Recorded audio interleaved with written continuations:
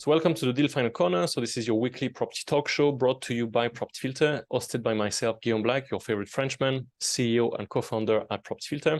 So you know by now it's the UK's highest rated platform to find deals, and we're on a mission to empower our property investor and deal sourcer members find 1,000 deals in the next year, thanks to the Property Filter blueprint. So the purpose with these Deal Final Corners is to give you more and the best of the available resources by inviting expert guests who will share with you the latest and most current strategies, tactics, and secrets about what actually works right now in terms of finding, making deals, and the reality of systemizing and running a high-performance business in property. So it is my pleasure today to introduce to you my good friend on today's Deal Final Corner. So my good friend, Sarah, so Advanced Property Entrepreneur of the Year 2023. Sarah is an interior designer by trade, but also an investor and qualified letting agent. She bought and sold businesses, as well as now providing design solutions for developers all over the UK and Ireland. She is known as the developer's designer and offering guidance on minimizing errors, increasing earnings, and maximizing profits during the crucial 10%, the last 10% of your project. So she focused on 3D mapping in development and refurbishment projects, emphasizing the significance of design in enhancing profitability. With Sarah, you will learn how to minimize costly mistakes, save time, and boost your profits. So what you can expect from today's episode. So we'll cover and understanding why most people make less money than expected on a project, how to reduce builders and communication errors on projects, how you can be the best in your market, and we'll have some time for an exclusive Q&A. So I'm very much looking forward to hearing Sarah's talk today. So please give a massive Property Filter virtual welcome to Miss Sarah Lloyd. Woo. Thank you very much. Over to you. Much appreciated. So I've got slides that might be useful to be visual. So I will go through and share those, and we'll literally go through. So for anybody that doesn't know me, my name is Sarah Lloyd. I'm based in South Wales, but as you can tell from my accent, I was born in England. As Guillaume's very kindly mentioned, I am an interior designer by trade, so that's where my qualifications lie, and that's what I got educated in. But I'm also an investor, so I've got a portfolio in South Wales, and I also used to own a letting agency, so I'm a fully qualified letting agent, specialising in HMO management. So basically, what we'll do, we'll run through a little bit about my journey, and then I want to just take you through some projects and some tips and tricks and things like that. To mainly sort of focus on improving the profits in your deals and having less problems, because I think, quite frankly, most of us get into property to make more money and do it as easily as we can. So we'll try and go through and explain that in the best way that I can. So the first thing to note, I want to very briefly go through my journey. I think before you sit here and think, who is this person speaking to me? I just think it's better to sort of cover who I am. So my journey sort of starts in 2019. I dropped out of university and sort of found myself in a situation that I needed to get a job. I needed to start paying rent at home. And so I got a job as a letting agent in Swansea in South Wales. And that's pretty much where it all started for me. So quite quickly, I realised that I was doing a lot of the hard work and getting paid pretty much peanuts, and the landlords were getting all the money and not doing anything for it. And I realised that I was probably on the wrong side of the sort of investment. And so as such, I sort of started to get involved with the Property Investors Network group and started training and sort of improving myself and basically growing a business based in property. So the first side of it really for me was becoming a qualified letting agent, and then I started investing in property. And that sort of happened through 2020. So a lot of people will talk about 2020 as the COVID year, but for me, actually, it was a very, very big year. And something that I'm sure Guillaume is very familiar with is see the masses and do the opposite. So instead of sort of getting furloughed, sitting at home, doing nothing for the whole of the year, I ended up running pretty much the letting agency while the owner put himself on furlough. And ended up in a situation where I had the business, I was purchasing properties, and I realised that actually there was probably an opportunity there for me to buy out the owner. So in a very, very brief explanation. In the latter end of 2020, I bought out the owner of the letting agency. So I had a 200 unit portfolio that I was managing, and also was purchasing my own property. So I bought two houses, and did a rent to rent in the 2020. So it was a massive year for me. I got very involved in property, very involved in management. I started doing, you know, odd design bits and pieces for landlords as they were coming through the properties, with properties that needed advertising, for example, weren't letting. And that's pretty much where it all sort of started for me. On the back end of that, I decided to start a degree in interior design. So that's where I started to get qualified. And then I sort of got into 2021. So I know there's a bit of a gap here, but 2021, we actually looked at the opportunity to sell the business on. So we made it more compliant. We increased the occupancy, we increased the fees that the landlords were paying. Completely transformed the business, and then sold it on in 2020, which left me in a situation of ultimately losing my income through that. So as when I decided to set up the interior design business, started working really with anybody and anyone that was willing to, was doing it probably for a fraction of the cost of what I should be, just on the basis that I was going to get as much experience as I possibly could, in order to sort of set the business up in the right way. Which sort of brings me to where we are now. So 2023, almost 2024, which is scary to believe. So we sold the letting agency, we set up Design for Developers, which is a specialist CGI production company for developers in the UK and Ireland. And since, as Guillaume mentioned, went on to win Property Entrepreneur of the Year 2023. So it's been an absolutely crazy few years. I think it's only helpful for you guys to understand my background in property, in design, in lettings, to sort of see why we've sort of created the business specifically that we have. So on that basis, I want to just sort of go into how it started and where we are now. So one of the very first projects that I worked on was a block of 9 flats. So I really went in at the deep end, and it was quite a questionable project. There was one flat that was nicknamed the druggy flat, that you weren't allowed to go into unless you had hard toe shoes. That gives you an idea of sort of the kind of project that we were working on. All of the flats went back to brick. We did quite a lot of layout rearrangements, moved kitchens and bathrooms and things like that. And for me, this was just a massive experience of getting on site, learning basically from the builders, like literally straight there, and being involved as much as possible. And we went on to just create some quite, I don't want to say basic, but quite basic young professional accommodation. So all 9 apartments are let on long-term leases, and for the majority of them, they've been there since the refurb was carried out in 2020. So the first thing you'll probably notice is I've got no crazy immense designs that sort of are the top of the market that, you know, are absolutely incredible. A lot of what we talk about is based return on investment. So in many cases, your project doesn't necessarily need to be the top end of the market, top specification, and actually going for a middle market, if you're in that sort of area, is just as good for your budget. So a really nice example, I think, to sort of show where we started, how I sort of started off in design, and sort of where we are now. So inevitably, as a company, we have developed. So our main focus now is taking 2D floor plans that you'll get from your estate agent, your architects, and turning them into realistic 3D CGI models. So this is massive in the development industry, but it's also really good for HMOs and service accommodation. We'll go through that a little bit later. But this is just a prime example of a project that's taken from a 2D floor plan into our realistic 3D models. So why do we do it? So obviously we've gone from working on projects in person to doing things in the sort of planning phase of projects. So right at the beginning of when you're starting to work on properties. And there's 3 key things that most developers or property investors need. One is to get planning permission. So I, for one, have avoided strategies that require me to get planning permission because I know how painful it is.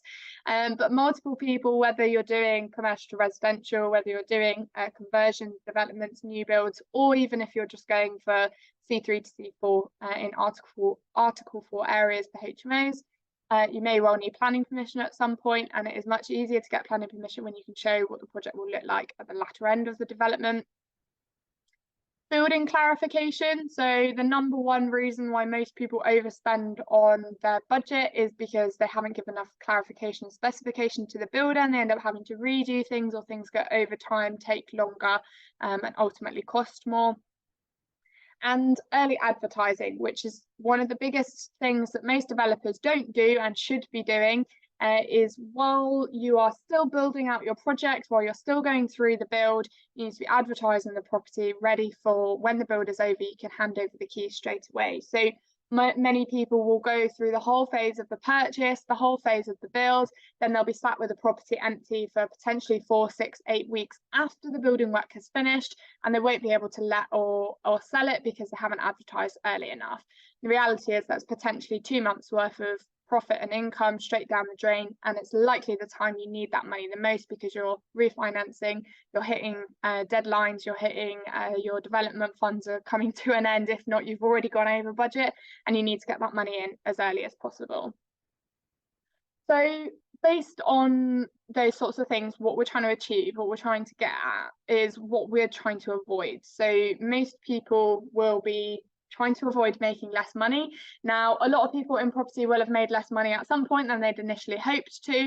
Could potentially be through down valuations. A lot of people will have seen what it's like when you've spent a long time getting the build done, getting it all ready, and then the valuers come in and giving you a down valuation. Not only can that hurt your investment, but also if you're using private finance and you're relying on that valuation to be able to pay them back, you want to make sure that you're hitting the right market, getting the right rental and sale prices, and making sure that you're getting the best valuation for the property that you've got. Taking excess time. So errors cost you time. One of my favourite stories is about someone who asked their builder to paint the left-hand wall in the living room yellow, and when they went to go and see the property after the decorator had finished, the right-hand wall was yellow. But what they'd failed to mention to the decorator was that there's actually 2 entrances into the room. So if the builder technically was correct, because the entrance they came in, they did paint the left-hand wall yellow, but it just wasn't the left-hand wall that the client had anticipated. So errors, miscommunication cost you a lot of time. The biggest thing I would say that causes issues is miscommunication to builders. You have to be very, very clear. If a builder makes a mistake, you have to take responsibility for that. Usually that's happened because you haven't made something clear enough. So just be very, very mindful, no matter who it is that you're working with, you're giving clear enough instructions so that there isn't a case that it can go wrong. You also don't want to be slow to advertise. So we already talked about, you know, the potential of having a 4, 6, 8 week delay based on the fact that you're advertising after the build has been finished. And having extra hassle as well. So we've talked about builders causing problems. It doesn't just take more time, it doesn't just cost more money, but it's also a pain in the backside. So being able to make sure that you're getting things right first time, you're getting the right market, you're getting the right builder clarification, and just having it all done with a more seamless process is a best way to avoid having problems going forward. So I want to jump straight into some projects. I think it'll be really good for you guys to see the numbers and see actually how this can work in practice. The very first project that I want to talk about is one that was actually sourced on Property Filter. So this project is based in Bristol, and it's a student accommodation that someone found through Property Filter, then went direct to vendor and ended up purchasing the property in the January of this year. So as you can tell from at least a snippet of what the property used to look like, it had your classic granny sofas with matching granny curtains, it had pine ceilings in the bathrooms, and it was just quite out of date. Certainly for student accommodation, you know, it was very, very basic, mag walls, brown carpets. The owners were buying this in the January of this year and wanted to advertise for the 23-24 academic year. Now, anybody that understands the student market knows that you need to be advertising in the December, January, February to be able to let for that September. So there was no point these owners buying the property, waiting until the tenants left in the July, doing the work and then advertising for the student year, because they would have already missed it. So what they were trying to achieve was early advertisement in this and making sure that they can get the project basically increased in its revenue, increase the price of the rooms, and also get it advertised early for the academic year. So that's exactly what we did. We went through and discussed the specification with the client and then turned it into very realistic 3D visuals. And this is what they were then able to use on Zoopla in order to advertise the property, and which they did in the February of this year. So literally a month after they'd purchased the property, they got the 4-bed house entirely rented, an increase of £320 a month. Now, that might not sound like a lot of money, but for simply redecorating and changing the flooring, which is all they did here, they were able to get the equivalent of an extra student room. So instead of trying to transform the living room into a bedroom or trying to do anything fancy, add an extension, split bedrooms, they simply made sure they were marketing to the right audience at the right time, and as such were able to add value of the equivalent of an extra room. And this was the property after they'd completed the work in the summer. So obviously these tenants are now in there, they're all signed on. And it just sort of gives you a step-by-step process of how we go from a property that can't be advertised at an increased rent all the way through to it being let for a full academic year. So another type of project. So tip number 1 was advertise at the right time. Tip number 2 is get the specification right. So this was the before photo of a different block of apartments to the first one. Surprisingly, yes. This was a block of 6 apartments, and as you can tell, the apartment here is in quite a state. So this is a gorgeous photo. It has gorgeous apartment. Sorry, it had sea views all over Swansea, Mumbles, and it's a lovely place. But it had a smoker in since the early 2000s. We contemplated keeping the carpets, decided it probably wasn't the best option, and as such the owners wanted to change this from what was vulnerable housing into young professional accommodation. So they basically had a lot of very small apartments. So this was quite a while ago now, but this was the initial model that was created to understand the space requirements. So one of the apartments in here was 18 square meters. Now that included the bathroom, the bedroom space, the kitchen space. There was a desk in here, there was a sofa. It's tiny, and yet it managed to fit given the specification that was built. So we did built-in storage. We made sure that the kitchens met the minimum requirements but weren't too big for what they needed to be. By putting it into a 3D model, we're able to decide where the best place to have the bathroom was, where the best place to have the kitchen was, how we could do anything built in to maximize storage and efficiency in the space. So getting this from being a very rundown block of apartments to being a really, really top spec place for young professionals worked absolute wonders. This was let in the January of this year, and the first 2 apartments were let 2 days after the building work was done, and all apartments are still let now, and there has only been 1 changeover since the January that they've been let. So that should give you a nice example of how once the space fits right, people will stay, keep retention. And yes, granted, they did have to pay for the work to be done here, but they did increase their rent per month by just shy of £2,000.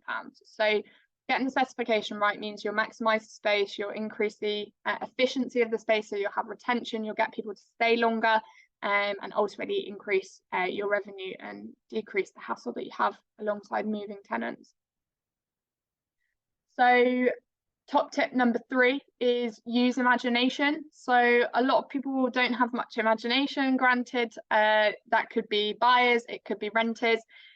I don't know how many of you will have gone on to Rightmove, Zoopla, even Property Filter and seen projects that have pictures like this. Now that's simply because the agent has taken pictures as they've gone into the property of a blank room, and there is absolutely nothing to see in there other than the fact that it's clearly brand newly redecorated, it's got new carpets, and you don't even know which room this is. So you'll end up looking at the floor plan to try and determine where the windows are, whether this is a living room or a bedroom, and ultimately, by the time you've actually decided that it's worth viewing, you've probably gone off and looked for somewhere else. So the first thing you want to do is give an imagination to people that are looking at some of the projects. So simply by adding furniture digitally, you can show that this is a living room. You can show what sort of size the living room is based on the size of the sofa.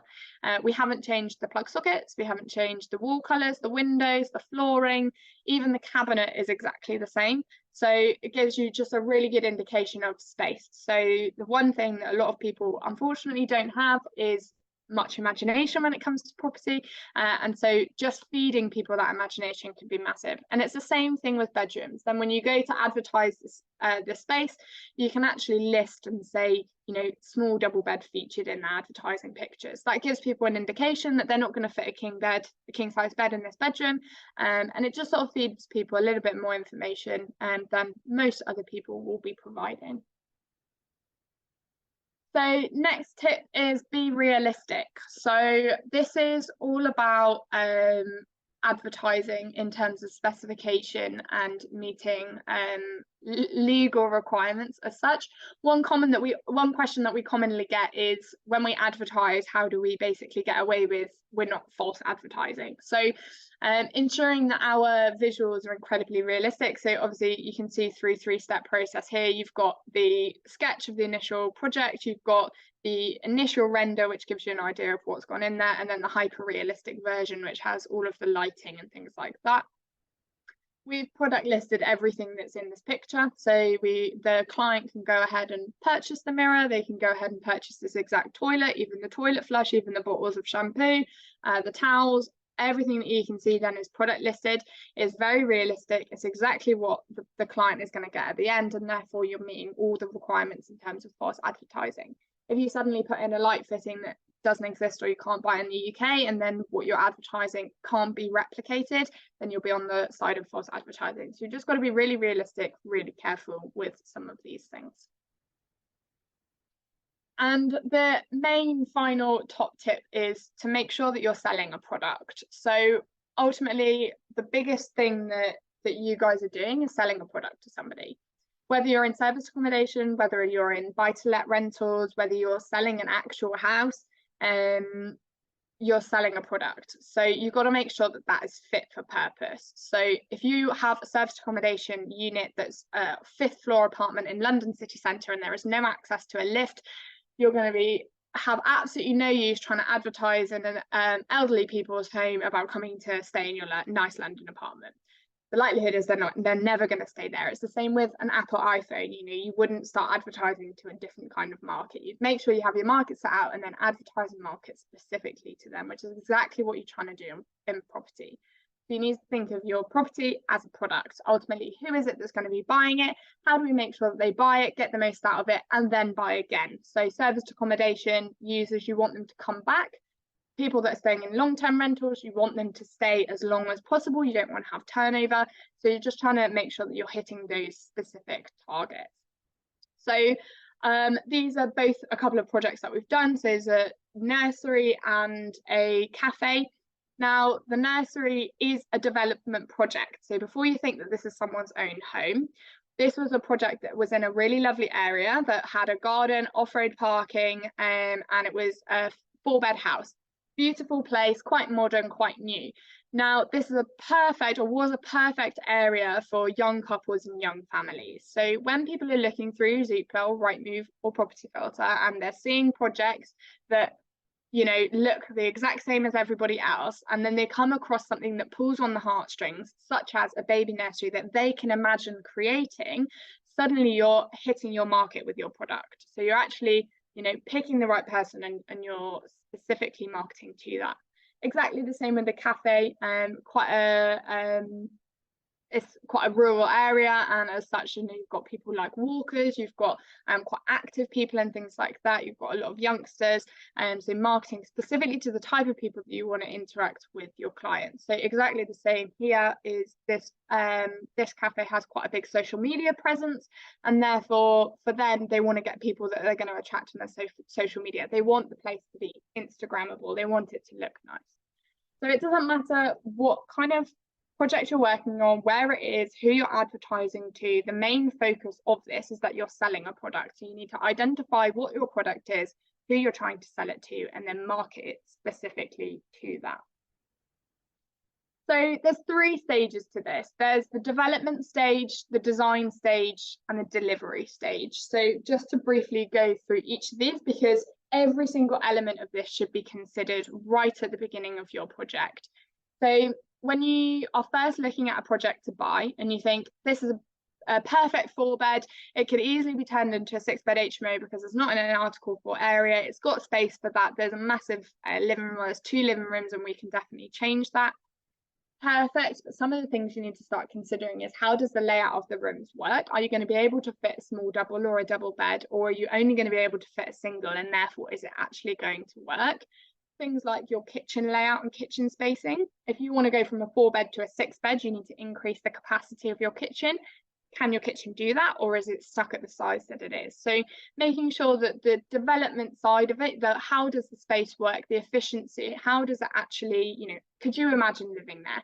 So one perfect example of this is storage. When you see a lot of HMO owners, and sometimes it works, a lot of HMO owners will buy the 3-piece set. They'll buy a bedside table, a chest of drawers, and a wardrobe, and they'll put that into an HMO bedroom.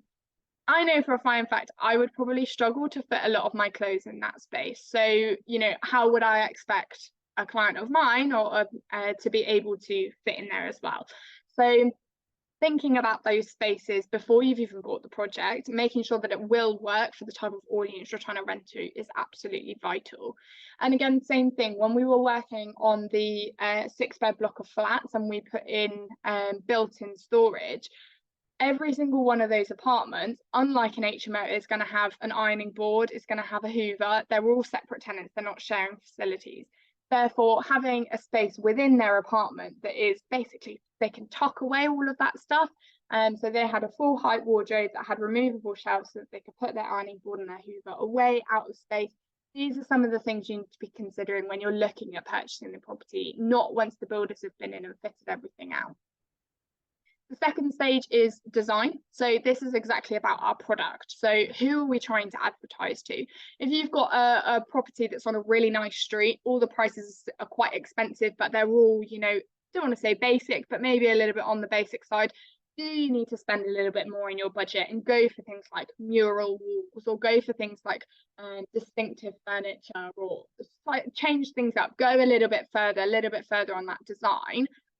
Or are you in a middle market area where white, but dressing it with some colour, adding a little bit of extra texture and material is going to do the job just fine? So when we talk about budget and we start looking at the budget for our refurb is this amount, is that because you've gone for the highest spec on everything? And are you going to get that return when you rent it out at the end?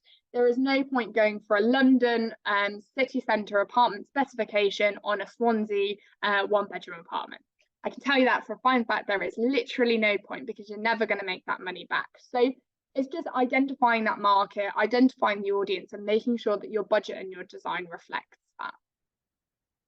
And then the last thing is delivery. So we've already touched on this. This is literally about making sure that the items that you are advertising are the items that you're putting into the properties. So this is a perfect example of basically showing that every single item that is shown in a property then gets put in a property.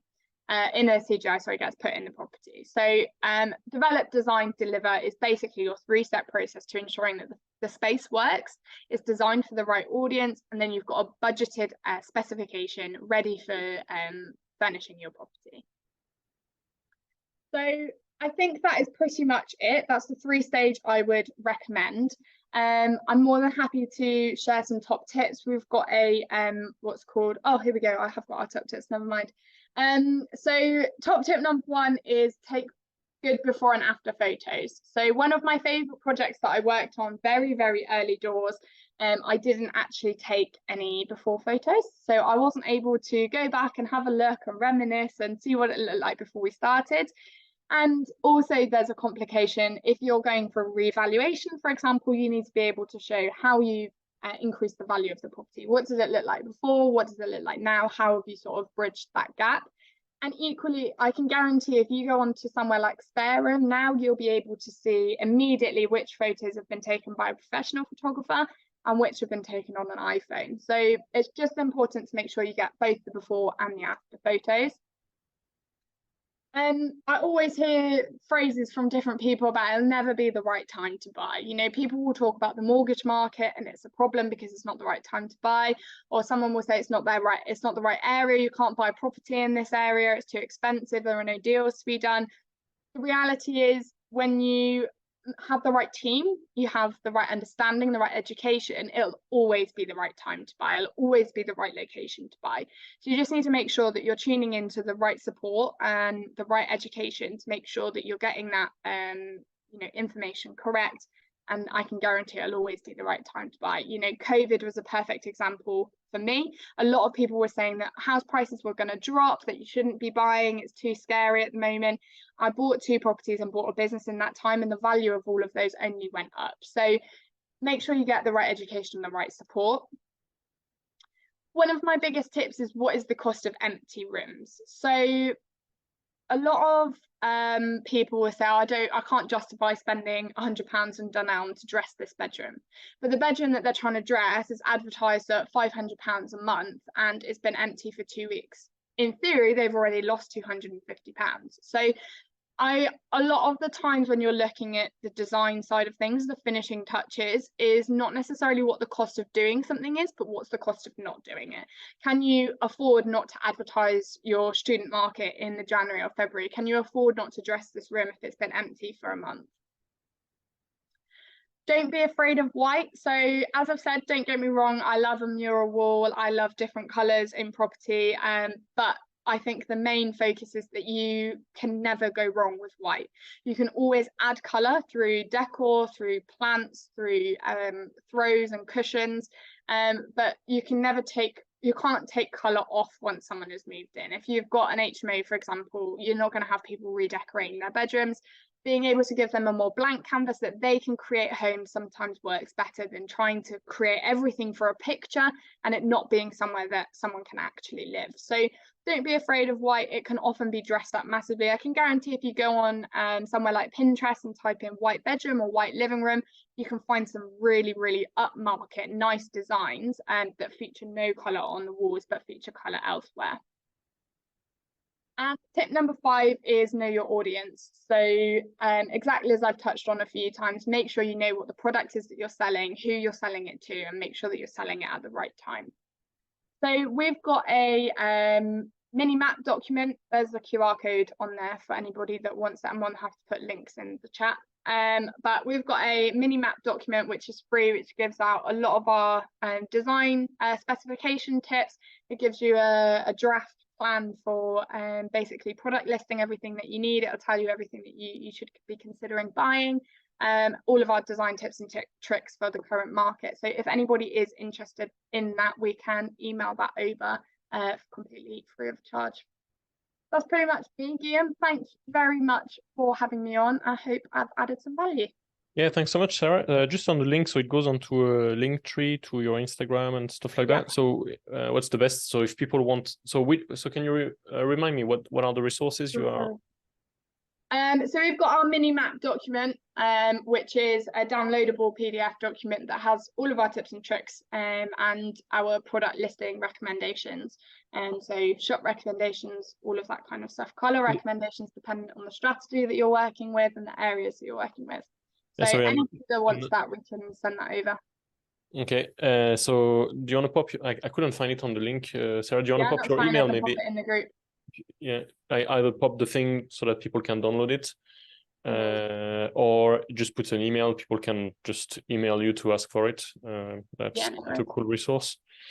Yeah, awesome. So thanks a lot for that. So I was quite surprised. So your opening lines or your opening picture was like, oh, this is quite a basic accommodation, you know, and then it's all about understanding the market and designing for ROI, not designing for ego or because you want the best room in Swansea, and it's all highly strategic. So I was quite surprised because usually with interior designers it's like, look how great this looks, and actually I do need a bit of a watering down a bit of the spec on some of the projects we do because the market is just not falling. So I think that was really interesting.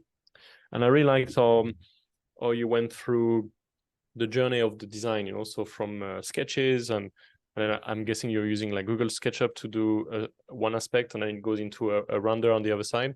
That was quite interesting. So how does it work? You said this is, so I'm a big believer you need to have your spec right. You make so much more money really from having a clear communication and clear specification from the builder, but I never pushed it to that stage where I've got CGI. So Yeah. how does that work? So I've just got my offer accepted. I found a deal on Property Filter, and we're pretty confident we're going to complete. So what's the sort of next step for Yeah, people so I to? mean the Bristol HMO is a perfect example. So as the clients were purchasing, they'd basically sent over the floor plans, so 2D floor plans. They were actually hand drawn, so we can work with hand drawn floor plans. And they basically gave us a rough idea of the ideas that they were looking at and the type of market. Now, Bristol is obviously not too far from me. Also, that kind of market, student market, young professionals, is very much my age group, my friendships group at the moment. So from that perspective, it's obviously a great value to have there. And then we basically go through and build out, we've got a design specification document which does some market research in terms of understanding the area, understanding who the market audience is, building that all out, and then using the budget to define what the sort of products are going for in the spec in terms of what we want it to look like. Then we use multiple different softwares to basically get it from sketch stage all the way through to the CGIs. I think it's one of those things, where working with an interior designer who understands the market and things like that, you don't spend money. It's like because you make it back in the build, you make it back in the speed of the build, you make it back in the conversations with builders and things like that. So yeah, I've made the mistakes of learning it all and doing a lot of it for myself, but I don't do this anymore. So I work with people like yourself. So yeah, thanks a lot. So I guess in terms of questions, I was going to ask you about this false advertising, where you kind of cover that. And so, what is the definition of it? And is it plain and clear that the bottle on the shelf wasn't the one on the picture, therefore it doesn't work? Or what's the definition of that, and how can people not get caught out, basically? Yeah, absolutely. So, I mean, some people will say it's black and white, but I don't think it is. I think it's quite a grey area. In terms of realistically, it's a line that shouldn't be crossed. There are definitions about what you can and can't advertise dependent on the strategy that you're doing. Serviced accommodation is a lot tougher than rentals, for example.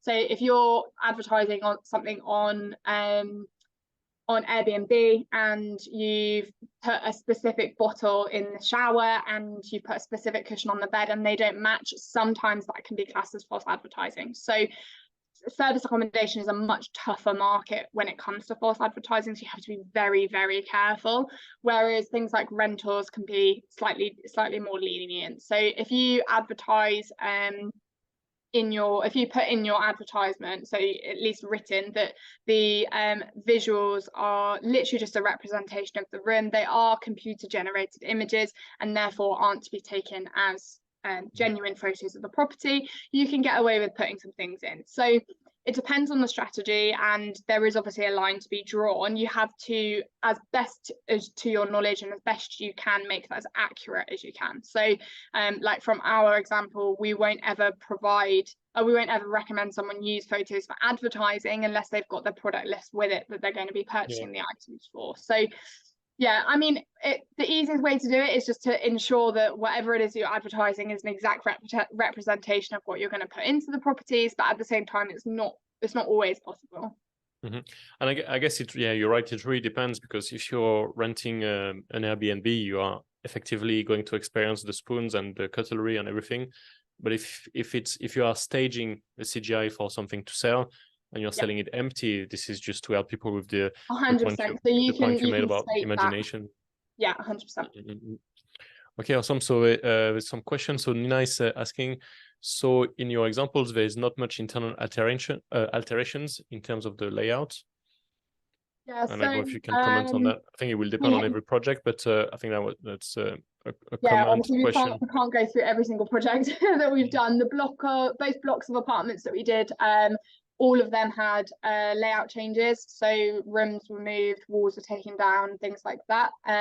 We are working on a project in London at the moment that is a complete change. So they're basically stripping out all the walls internally and completely readjusting the layout. It depends on the project. Some investors aren't at a level of doing new builds and massive conversions and things like that, whereas some are. So it completely depends on the project as to whether or not that's undertaken. And it was quite interesting, the example you gave about the small HMO, where you could go back to brick and rejig the old layout as to add another room, or you could just make the existing layout so good that with the good design you can increase the rent and therefore the profit. So the assumptions on the budget and what it's actually going to cost you is just very, very different in both scenarios. So you can actually make deals stack really well.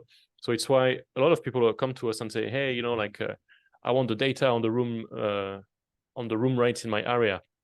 And HMOs is quite funny because with single lets, there's very little variability. So you'll have, you know, it's going to go between £1,000 and £1,200, you know, for like a 2-bed something somewhere.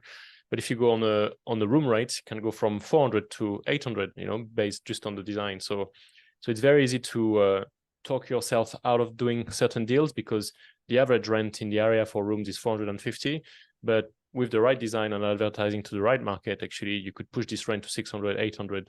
And so it's very much, you have a lot more control on the rent and therefore the valuation on some of those HMOs you refinance commercially, you know, by, you know, design is just so key to this thing. So yeah, that's quite, that's really something everybody needs to look into when they start a project. And do you, can you help people with these kind of things where it's more, so they've bought the property, let's say, and they've got an idea, and it could be that your review will change maybe the way people look at the projects, or do you get involved 100%. in these, or?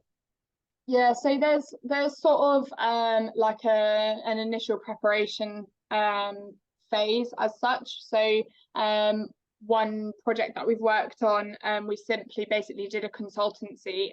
So they're going through planning they're submitting for planning at the moment. They wanted our feedback on some layout adjustments based on what the architect has produced. We had some comments and some recommendations about how they can better utilize the space. They've discussed that with the architect and now gone back over into planning. So it can start very much as just a consultation of understanding what the space is, making sure that it meets the sort of requirements that you're looking for. And then at a later date, we'll come back into their project once the planning is completed and get all of the finalizations for the builders. Awesome. Katrina is asking, so it's a little bit unrelated, but Sarah, do you provide any essay to contract workers, so to contractors? And where do you advertise, or where do you know people advertising for contractors? So we basically, as I mentioned, we do like the pre-planning sort of side of it. So we get everything ready, and then the clients go off and find any contractors to build up the things that they're working with, if I've understood that question right. Only in South Wales do we really know contractors, and that's because we've worked with them on our own projects. But you know, from a network perspective, if you've got any specific areas that you've got queries, I'm sure I can pass you on to people that have got contractors. Yeah, you're really well connected. I agree. Sorry, this was a little bit outside of the scope of design, you know. So, but thanks for looking into it. So, guys, this is the time where you can, you know, feel free to ask some questions. We've got still a little bit of time. And Sarah, I don't know if there's anything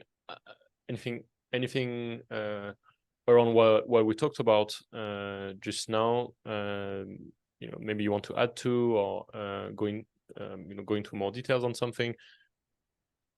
Yeah, I mean, I think the main thing is, you know, ultimately property for everybody here is a business. If you're buying as an investment, you're going to be putting money into this deal, you're going to be putting time into this deal, and you want to make sure ultimately that return is coming back to you. So the main things to focus on are ultimately your advertising, making sure that you're selling to the right people, that it looks how you want it to look, but also from a practicality perspective. So we talked about kitchen space, kitchen appliances, we talked about storage.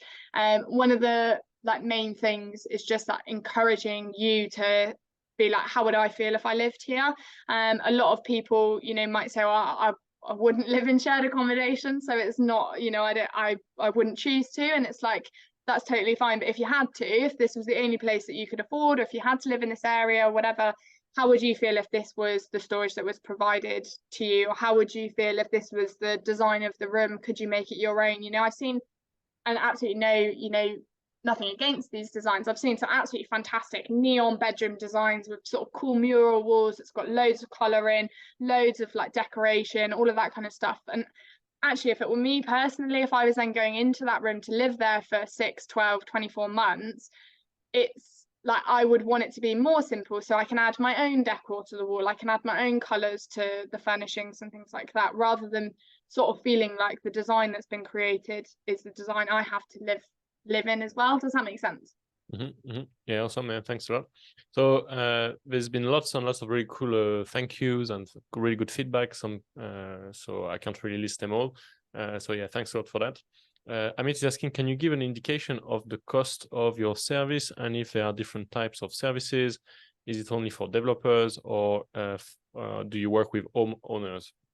Yeah, so all of our pricing structure is based by room. So obviously, the bigger the project, the more expensive it will be.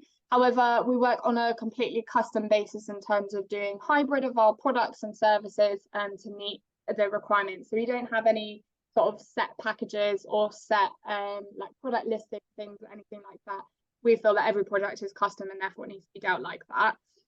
We've got two main elements. So you've got our full design specification, which includes all of our market research, the full design pack, all of our product listing, and then all of our CGI. So that gives you everything included. And one thing that we're adding in there at the moment is M&E drawings, so electrical planning to give to your electricians is something that we have been doing but not included in that service. We are starting to include that now. So you can get all of that, which is, am I okay to list pricing on here, Guillaume?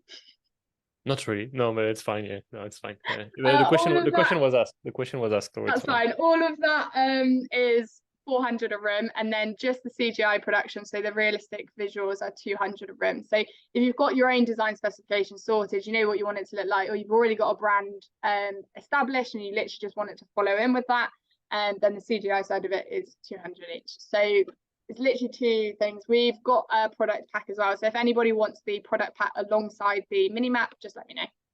Okay, yeah, thanks a lot for that. Then we have another question. So people are asking about the recording, so it's more of a question for me. So the recordings are made available inside your Property Filter workspace. So from tomorrow or day after tomorrow. So inside Property Filter, you can see the recordings really quick. That's the best way to go and find them. So Mayura is asking, do you have any design recommendations for soundproofing walls? Please, thank you. Yeah, difficult question, because every project is slightly different in that sense. It is more of a build side than a design side, but I fully appreciate that it does come under practicality of space. So something I want to look into, so thanks for bringing that up. But a lot of people, when you're focusing on fire regulation, so as long as you've got a fireproof specialist, they can best recommend soundproofing and fire insulation. So I can't give you any recommendations on the best way to do that. However, I can give you a fire specialist who can also indicate that if you let me know. Yeah, awesome. Thank you very much. Do you have any sort of closing comments for today? No, thank you very much for the time. I have put my email in there. If anybody does want to get in contact, yeah, just feel free to drop me an email. Yeah, over. do you want to pop it again? Yeah, I'll pop my phone number as well. Oh, so I find it, just popping it again. Oh, no, that's not the right one. That's not the copy paste I intended to do. There we go. I put a phone number in there as well. I'm responsive on WhatsApp, so. Okay, awesome. So thanks a lot, Sarah. So do take Sarah's details over here, get in touch and get these super cool assets she's been very kind and generous to share with us today. So thank you for joining us today at today's Deal Finder Corner. Visit propertyfilter.co.uk, log on to your Property Filter account, check out the deal blueprint where you can define your goldmine area, engage with motivated sellers, assess properties in seconds, load your pipeline and make deals. Have an endless supply of deals, join the top 1% and become a high achiever deal finder. I hope you enjoyed today's Deal Finder Corner like I did. do check out Sarah's details and ask her for the resources. And I look forward to seeing you next week. Thanks so much, everybody. Have a really nice day. Thanks so much. Bye-bye. Bye-bye. Goodbye.